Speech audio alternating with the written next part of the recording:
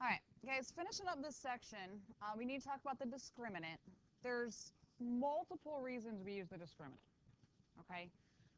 Some reasons are, to me, like a duh type of thing once you kind of learn what the quadratic formula is.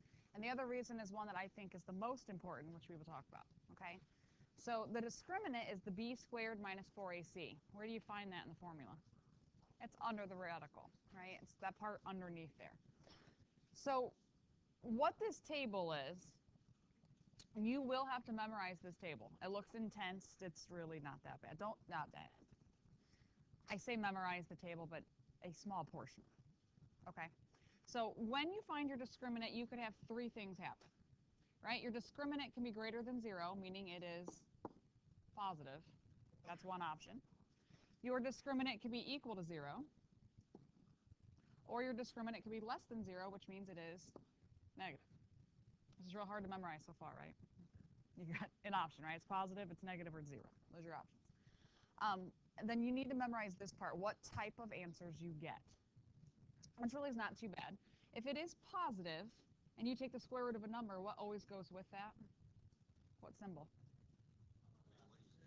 When I take the square root of a number, yeah, positive. We've only done positive numbers so far. So if I take the square root of a positive number, your answer always has what with it? What symbol? What's a there it is. That's what I was looking for. You take the square root of something, you get plus, minus, whatever the answer is, right? Plus, minus means how many answers did you just find? 2. So if I have a positive number under my radical, I'm going to end up with 2 real answers. Everything we've done up to this point in your entire life has been a real answer. You've never looked at the imaginary number system. We will look at that next week. Okay? If you have 0 underneath the radical, you'll only have 1 real answer. Flip back in your notes from yesterday. We had 2 problems where your discriminant was 0, the number under the radical. Flip back through your notes. Mine are erased from yesterday, so I can't go back and show it to you. Look back in your notes. We had 2 of them right back to back where the number under the radical was 0. Look at your answers that you got at the end. You got 1 answer, right? Because it was like a number plus or minus 0 divided by something. If I add 0 or if I subtract 0, it didn't change anything. So you only had 1 answer, not 2. And if your number under the radical is negative, you will get 2 imaginary solutions. And we will learn about that next week, so that'll help make more sense next week. Okay? That's the part that needs to be memorized. Okay? You have options. If it's positive, you have 2 real answers. If it's 0, you have 1 real answer. And if it's negative, I have 2 imaginary. And honestly, as we continue going through this, it makes more sense as we get into the imaginary numbers and kind of start thinking about that and talking about those. It makes it a lot easier to come together. Now, this graph thing, this will come into play a whole lot more in Chapter 5, where if I have 2 real answers, where it's crossing the x-axis, those are your answers. You're all like, wait, what? Right, at this point? Wherever it's crossing, those are your answers. All right, if you get 1 real answer, like those problems that we did, it only comes down and like just barely touches it and comes back up again. It's going to hit it once. And if it has imaginary answers, it means it doesn't cross the x-axis. Okay, and we'll talk more about that in Chapter 5, because Chapter 5 we deal with x cubed, x to the 4th, x to the 5th, and we're getting more and more answers. We get a lot of them straight from the graph, which is kind of nice. All right, so for you guys, what do you have to memorize? If it's positive, 2 real. If it's 0, 1 real. And if it's negative, 2 imaginary. That's what you have to memorize. That's not so bad, is it? Not too bad. Is it what? Probably. All right, so here we go. I want you to find the discriminant. So I'm just finding what would the number be underneath the radical. And then give me the number and type of solutions of the equation. So is it positive? Then you would have 2 real. If it's 0, you'd have 1 real. If it's negative, just looking at the discriminant. So I'm just looking for b squared minus 4ac. Okay? So what's your b value on this one? Negative 8. So I have negative 8 squared minus 4 times a, which is 1 times C, 17. So I'm literally just going to, like, all right, grab my calculator. I'm going to type it in.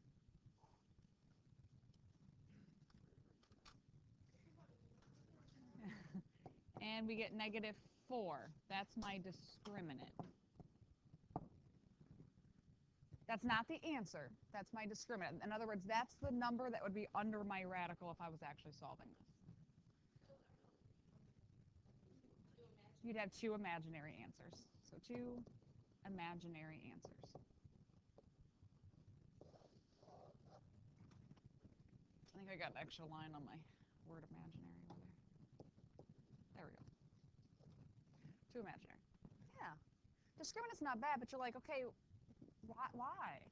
My biggest thing when I first learned about discriminant like this, I was like, yeah, that's great. I can go ahead and solve this, and I can see what my discriminant is, and I know how many answers, whatnot. Why do I have to know this? That part of it's one thing where you can kind of like just do a double check, knowing your discriminant, what type of answers you're going to have. But the most important reason I like the discriminant, let's make a note of it back over here. If your discriminant is a positive perfect square,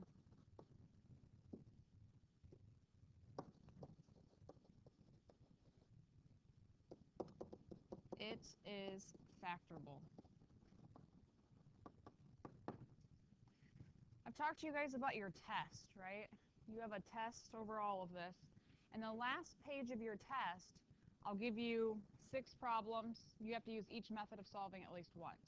And you have to determine which ones can I solve with factoring, which ones can I solve with square roots, which can I solve, for all the methods. Not everything factors. And some of you get very frustrated to try to play around with the numbers to see if it factors to find out it doesn't even factor, right? It's frustrating. The discriminant, if it's a positive perfect square, what's an example of a positive perfect square? 16. What else? 64, 25, 36. You guys know your perfect squares, right? 9. Okay. If it's a positive perfect square, it's factorable. Okay? That's, to me, the big thing. Okay? That's going to help you out a lot. So this one, is this factorable? Is -4 a positive perfect square? No, it's not. So this is not factorable.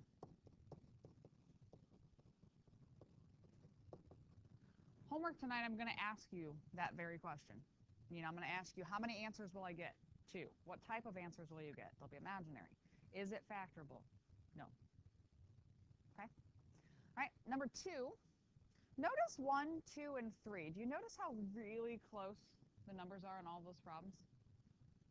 I have a 17, a 16, and a 15. My numbers are so close. Everything else is exactly the same. Does it really make that big of a difference? Look at these problems. X squared minus 8x plus 17. X squared minus 8x plus 16. X squared minus 8x plus 15. They're all really close. They're all x squared minus 8x. Put the box down. I need that. That means we don't have to do anything to the problem. They're already...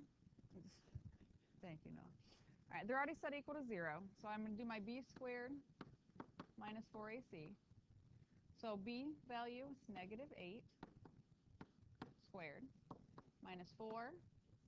My a is 1. My c is 16. So it's just a small change of number. And you get 0?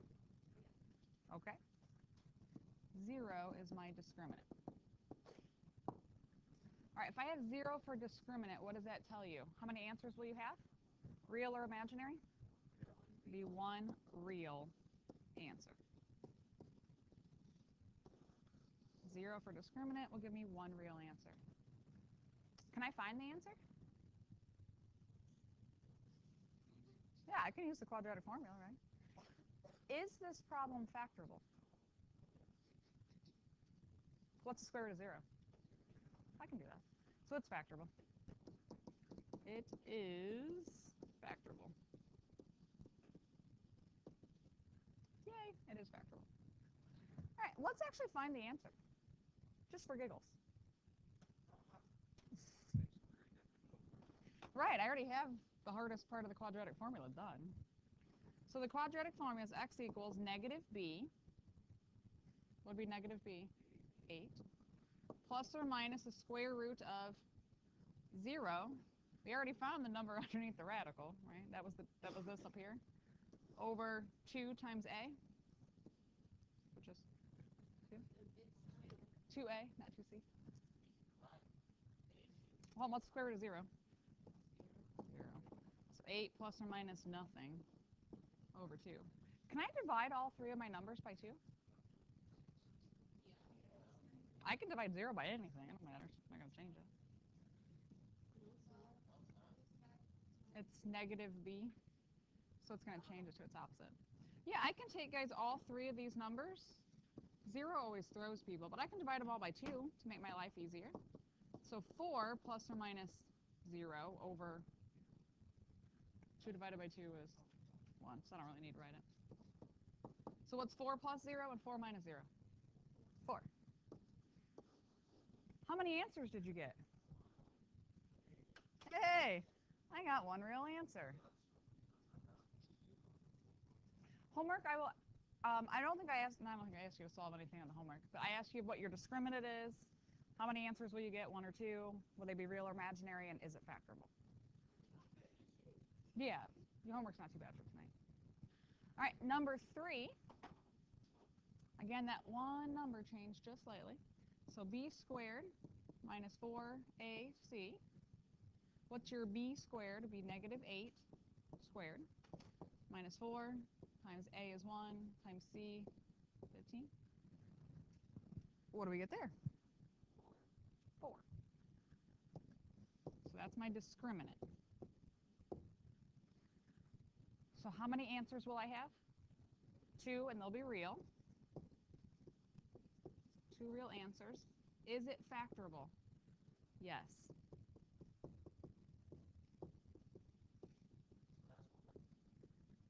Yep, homework, I'm going to be asking you stuff like that. Just being able to use that discriminant.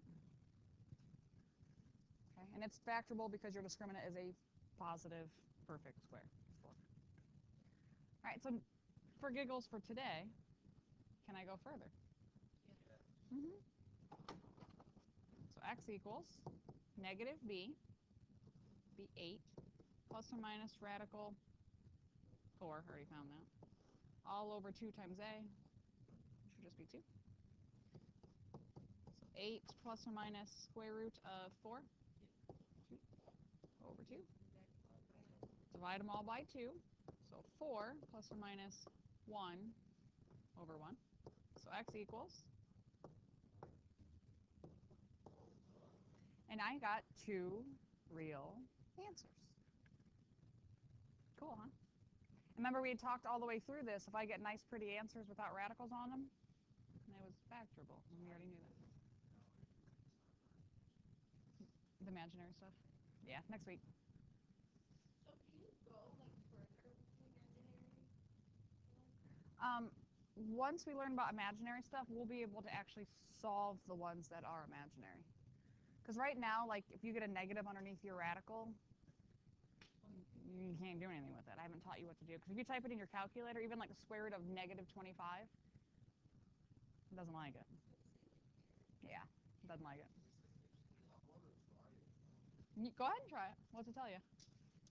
Square root of negative 25. It says I quit? Yeah, it doesn't like it. It usually says like a non-real or something like that. All right, let's do one more. You guys cool? One more? Go ahead and do number 6 for me. Number 6, I want you to find the discriminant. Tell me how many answers and what type. So 1 or 2, and are they real or imaginary, and is it factorable or not? We're going to look at number 6. All right, guys, go ahead and take a look at number 6. All right, so what's the first thing you had to do with it? Yeah, it's got to be set equal to 0. So x squared. Good. If we didn't set it equal to 0 first, you're in trouble. Okay, quadratic formula, everything that deals with it, set equal to 0. So That's okay. So b squared minus 4ac. B squared, so negative 6 squared, is 4 times. Good. And you move the other one, which is totally fine, so your signs look a little different, but it should still end up the same way. What did we get?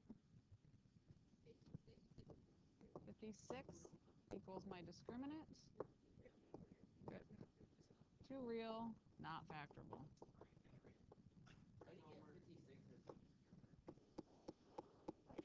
Negative 6 squared minus 4 times 1 times negative 5. You missed a negative sign somewhere. Did you have this as negative?